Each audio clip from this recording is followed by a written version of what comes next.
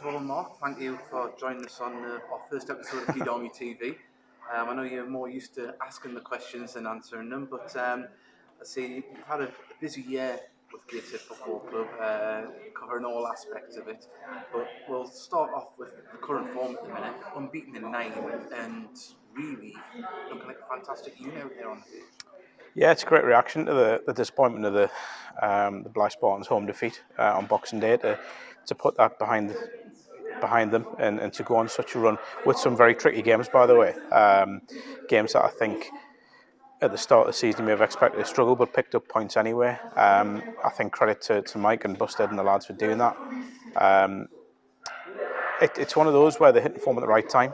There are some very difficult games coming up. Obviously, Kings Lynn are setting the pace in the league, so I do think that'll be the toughest of the lot. But they've got themselves into a great position. They've hit form at exactly the right time where a late playoff push can come in.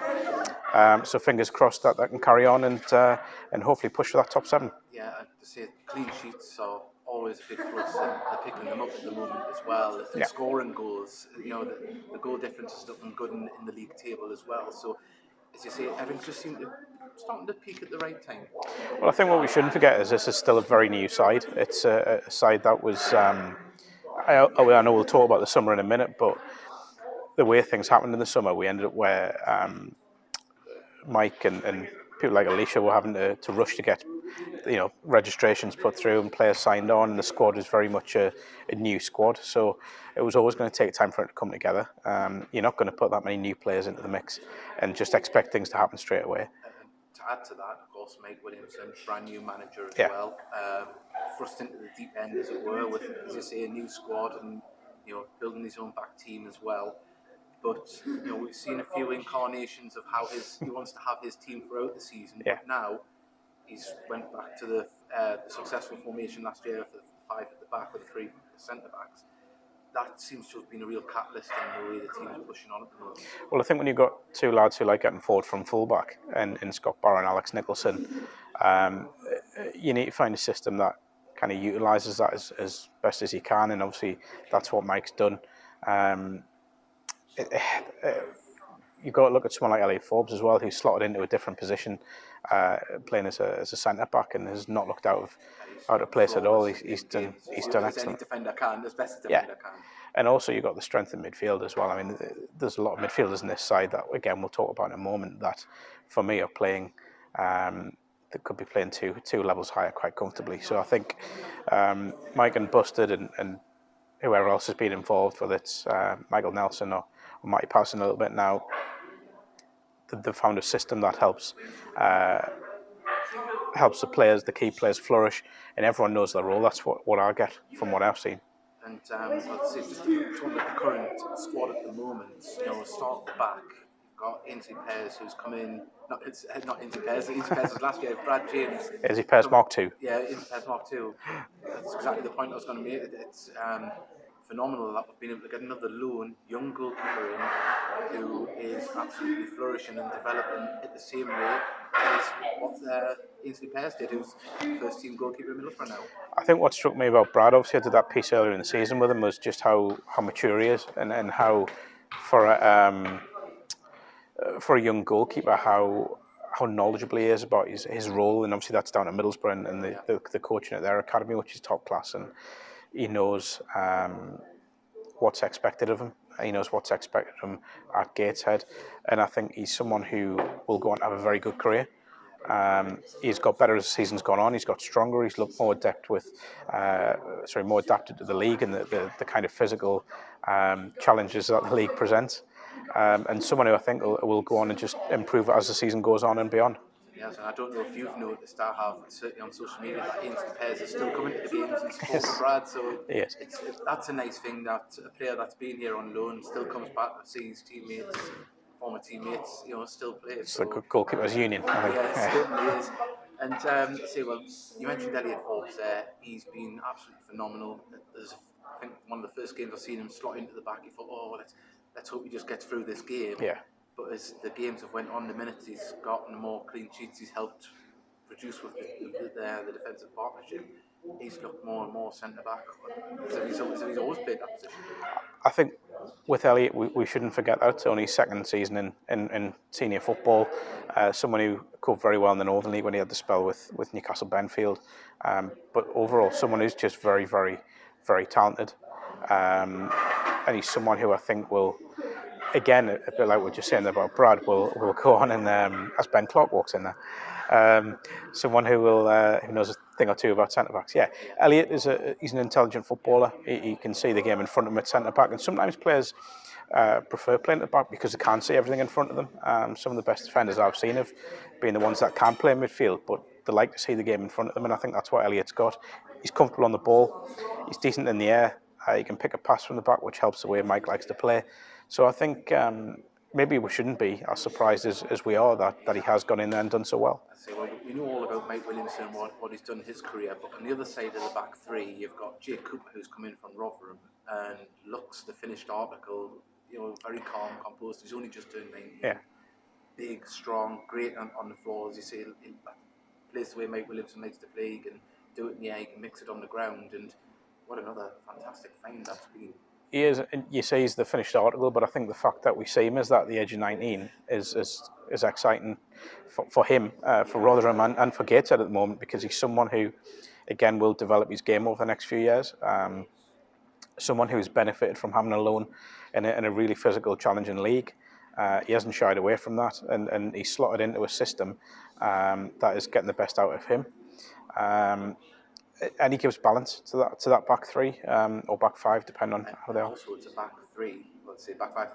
That's scoring goals as well. They're producing on set pieces as well. Always a bonus. Much more, can you? From a no, and it's one of those where, yes, Josh Coyote was here, but Gateshead haven't really had an out-and-out striker for the vast majority of the season. So everyone's got to pitch in, and that's happening now. As I'm sure JJ would tell you as well. Yes, well, so move a little bit further forward into midfield. I mentioned JJ there. He's a man of many positions, but I think midfield with stroke wing back and maybe flying forward, he looks fantastic doing that, and he has this season. I mean, he nearly scored on Saturday. I think he's an eyelash away from putting it in the back of the net. I think maybe he had been onside, we don't know. But another player that's grabbed this season by the scruff of the neck and made it his own.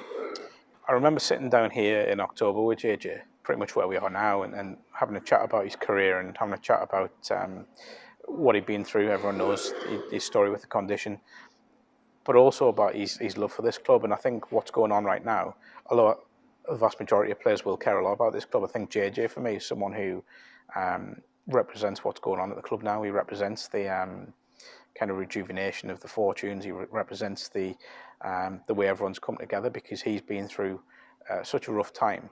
And I know he's had a bad time with injuries probably since before Christmas, but he's someone who'll come back in just at the right time, and he can help the club over the line in terms of the playoffs, because he brings an enthusiasm to the game to the side.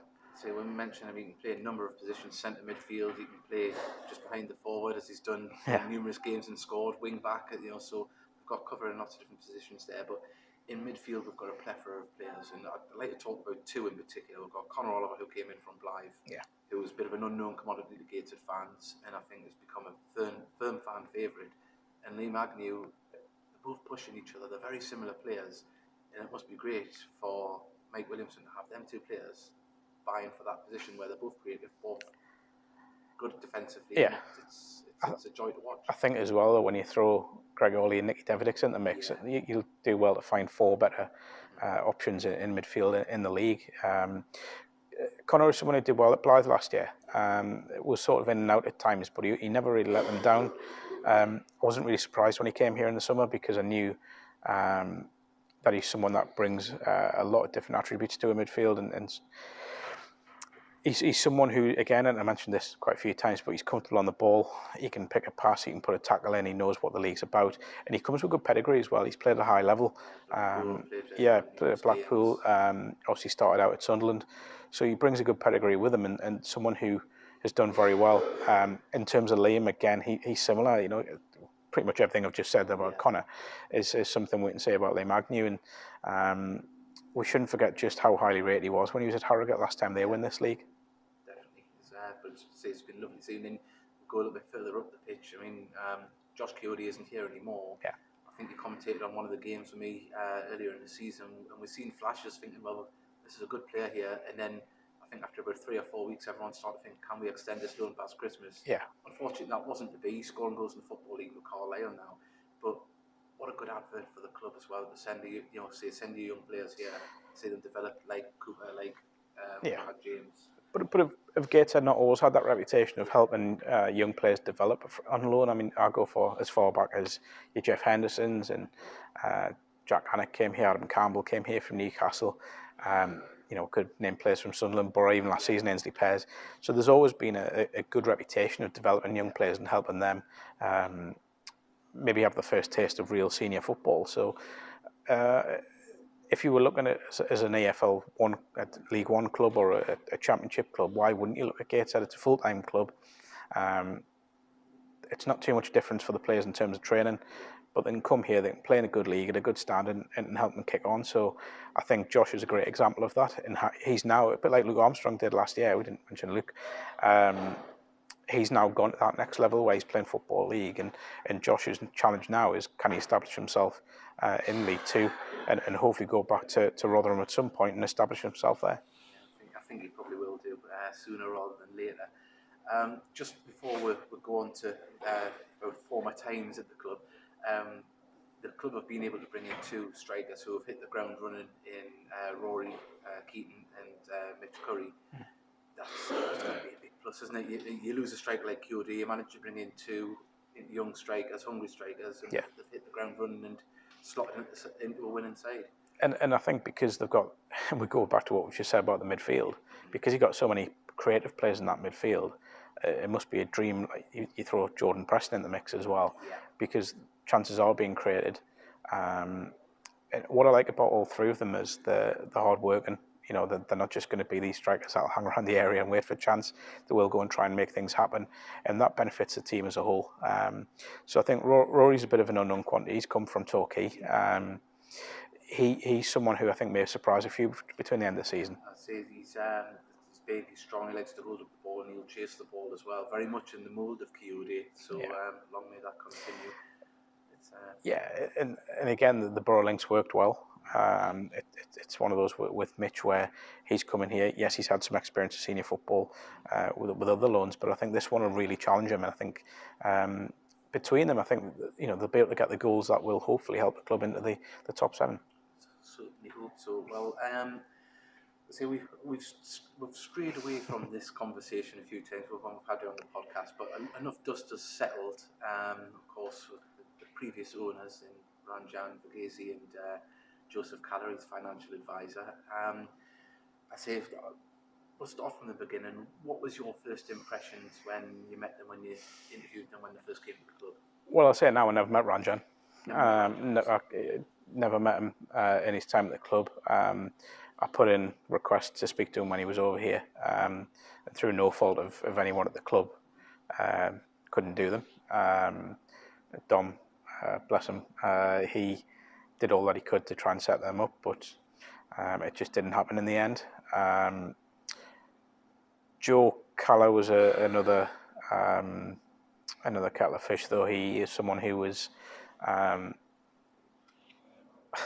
how can I put this? I'm trying to think how not to get sued here. The character would be the kind way, someone who I think there's some stories that I could put out there that would. Yeah, there's quite a few that I think we both know that. Some that are in the public domain through other people, and some that aren't, because I don't think there's any need to put them out now. Maybe I'll write a book in about 30 years' time over it. But he, strange character, someone who came in with a whirlwind, but not much wind behind it. Well, just a bit of an extrovert and a bit of a. I never quite got why either of them were here, other than what looked like in the end to asset strip. And all due respect to the club, there aren't a lot of assets to strip. So I looked towards the end of last season, and the club really had nothing. It was just a group of players, a management team, and thankfully it kept going through. However that was done. We'll obviously discuss that, but I remember coming here last season, and the day when it kind of all kicked off, when Scott Bowden had been sold behind Ben Clark's back, and Scott Barrow had been offered a round. I think that was the first real that sort of lit the touch paper for everything else that followed. And I remember walking in here just to do an interview with Ben Clark, just to sit down about how things were going. And I was stood outside, his training was finished, and Scott Barrow came off the training pitch and said, "I need a word with you." And I was like, "Okay, that sounds serious." A little bit different when players are asking you for a word than the other way around. And it was one of those, I had a responsibility to try and be careful and say to Scott, "Are you really sure you want to put this out?" But I think things had just gone too far then, and I think he summed that up perfectly. Then I sat down with Ben, again, not too far away from where we are now, and Ben mentioned that he didn't know about the Scott Bowden deal until later on. It was agreed that it wouldn't happen, and then somehow managed to happen. So from then, that was kind of what started the domino effect, and everything else just fell afterwards. Yeah, I would say I think it was before Christmas. There was a few warning signs behind the scenes. I don't think that many people wanted to talk about it, hoping that it wasn't going to develop any further. But say when it got to around about March, April last year, the proverbial was hitting the fan. I know, speaking to you as a friend, when that was all going on, there wasn't much friend conversation. It was, have you heard this? Have you heard that? Yeah. Something was going on. But for yourself, on a professional point of view, you were writing articles that were changing by the minute because you finished them and then you couldn't put them out because the situation had changed already in such a short space of time. I'll go back to the Friday when the club was kicked out of the stadium. So I came across here. I can't remember whether they were playing on the Saturday. There was an away game somewhere. I was definitely aware because the story I was coming to cover was the fact that the Soul Group had got a connection with a company on Gateshead High Street to provide food for the players on the way down. So I was coming to do a light-hearted story and quite a feel-good story about how the supporters were getting behind the players and helping them where the club, and by the club I mean the owners, couldn't or wouldn't. And then I walked towards the stadium to find everyone being marched out, and that was because the likes of Dom and Alicia, I class them as friends now, and to see that happening was genuinely sad. And then Mr. Yeah, and then Joseph Calla gets marched out as well, which I think that image has gone quite widespread. But and then we're holed up in Gateshead College in a room up there whilst Chris Dunphy's negotiating to hopefully buy the club. And so I'm writing this story about being evicted, there's talk of this game not happening and all that sort of stuff. And got this piece sent into the Sunderland Echo, who were great, by the way, and just opening up the coverage, because we shouldn't forget Gateshead really aren't in area for the Echo. But they opened that up because they knew how big a story it was, which was credit Ross Gregory, because it was him who instigated all that. And then all of a sudden Chris Dunphy walks in and says, "We've agreed a deal." So that story then changes. Then I had the first chat with Chris about what was going to happen, and Bill Goodwin as well, shouldn't forget, was there. And then we all did what we do and went to Nags. And everything seemed bright, but then as time rolled on, it was quite evident that there was no desire on one half of that deal to complete it. That wasn't on Chris Dunphy's side, I don't believe. It was the former owners. And I felt for Chris because he was pushing a lot. In the end, his patience. He had to come up to Tyneside. He was, he was really doing everything he could at that moment in time. And what I would say is I did a lot of background checks on Chris. I spoke to people in the Northwest at Rochdale, and I never heard one negative word said about him. It was all, if this can happen, it'll happen. There was a lot of people on social media, Rochdale fans and people associated would comment on tweets and say that you've got the right man for the job there. And as you say, everything looked very rosy for. Well, it did, and I remember that day. I mean, I'm not a Gateshead fan, I'm a North East non-league football fan more than anything. But that day, the emotions that I went through were the contrasting emotions. So for a Gateshead fan, for people like yourself and people in the Soul and people that have supported this club for 30, 40, 50 years, it's I can't imagine what that day must have done to them. But then I saw the end of it again when I got invited along to the Nags, and you saw the relief and happiness that even just the deal being agreed did. Sadly, obviously, we know things didn't happen. To make a deal happen, you've got to have two parties that want to. One didn't. and it fell through. And then I genuinely feared for the club. And I remember standing for that piece I did in the away end at Harrogate and thinking this could genuinely be the last ever away game this club has, and that was sad. We shouldn't forget that up until the points deduction in the summer, Gateshead were the North East top ranked non-league side. You know, there was only Sunderland, Middlesbrough, Newcastle ahead of them in the pyramid. So that would have been a travesty if this club had gone under because of two men, or if I'm honest, I think one man. Yeah, let's say we know what happened after that. It rumbled on. There was a few more twists and turns, but I know you were present at a lot of the Gateshead Soul meetings, especially when the Gateshead Soul started off. And as a Gateshead fan, it was so refreshing to see the fans pull together and really get behind and played a massive part in helping save the club. But you've seen that from the outside in. What did it look like to you? Did it look really, because it was obviously generating stories for you as well? Well, it was a positive thing that was happening, regardless of what the outcome was going to be. I think the problem is in non-league football now is you've got a lot of clubs that have got an investor behind them that want to just pump money in and try and get the club to go as far as possible, but eventually you will always hit a ceiling. You'll always hit a ceiling. I wouldn't say true non-league clubs because that sounds like I'm disparaging towards the other ones, but I think the vast majority of clubs, the fans are the club. That is very true now at Gateshead. Yes, there's investors, but they are fans as well, the local businessmen that have got involved. The Soul's involvement in what happened last season should never be understated. They've rallied a lot of supporters that feared for the club behind one cause, and I think the club will be stronger in the long term for it. You look at everything that's going on away from the on-pitch matters at the minute, it all looks positive. The community involvement, the trust status, which is a massive thing because there's not many fans groups that get to do that, no matter what the level where the club is. And but the thing is, I sat in those meetings last year, and obviously had the honour of talking at one of them. And the main thing in the room was it was just positive. Yes, there were challenging questions that had to be asked. Are we going to be able to raise enough money? Are we going to have to be, all that sort of the kind of fundamentals of running a club or being involved in running a club. But the main thing was the positivity of, yes, we'll make this happen. It's sad that it had to come to the club going within sort of 72 hours of going out of business for them to make that happen. But I understood why. And I think the club will be a lot more positive. The crowds have gone up. It'd be great to see the community Gateshead get even more behind the club. I do think crowds still need to go up to help the club become even more sustainable and maybe kick on from where they are now.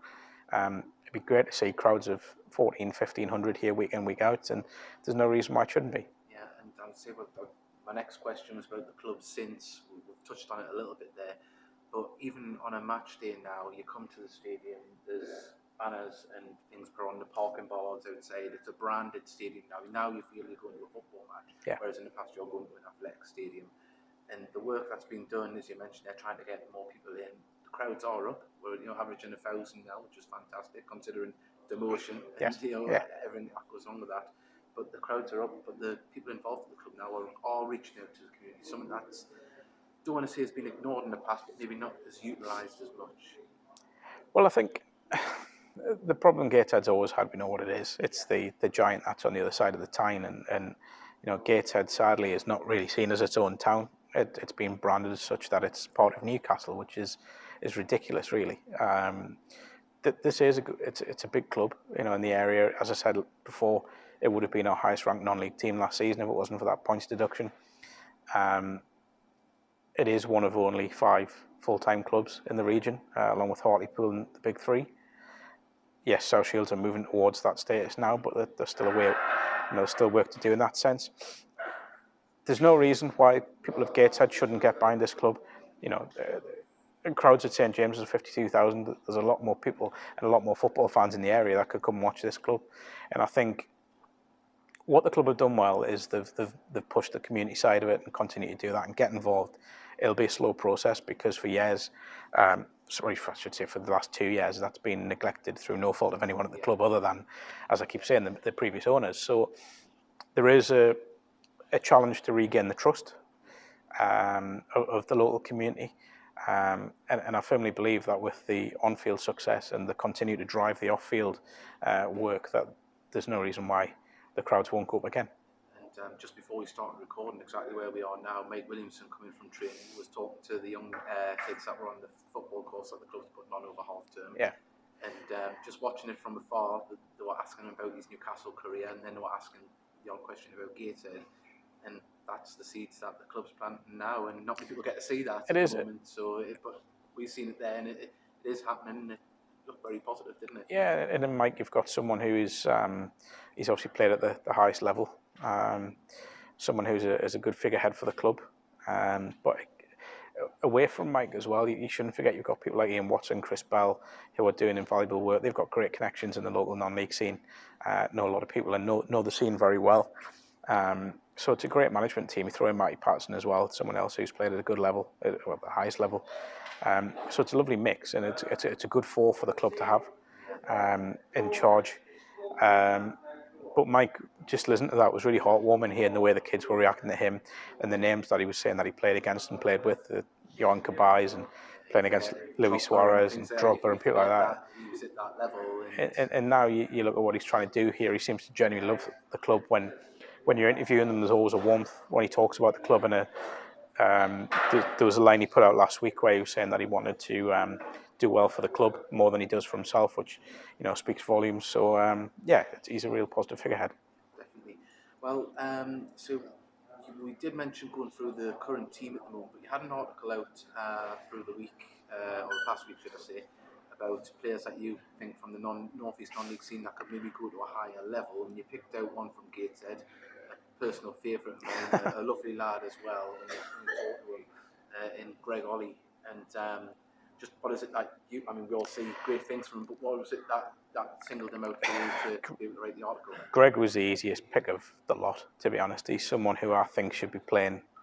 I think someone who can play comfortably League Two. I think he'll play comfortably League One because he's that good on the ball and that comfortable on the ball, and he sees spaces that other people don't see. He just ghosts around. He drifts. I've got this thing where I think good players don't run the float. And he's one of those that just glides across the pitch. And I think if there was one, I'm not going to call it a negative, but something he could improve is his goals tally. I think he gets himself into positions and he just needs to add a few more goals to his game. I did speak to Paul Dixon, mentioned that as well.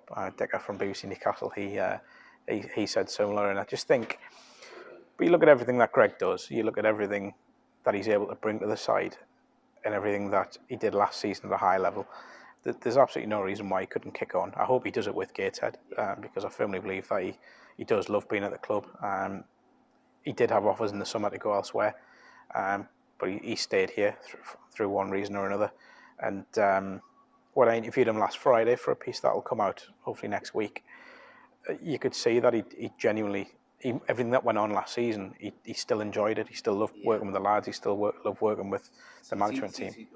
Forget as well, he was in England scene national. He was, and he spoke about that in the piece. And again, we shouldn't forget how many players got through from Gateshead into the England seaside last season. It was 4 in total.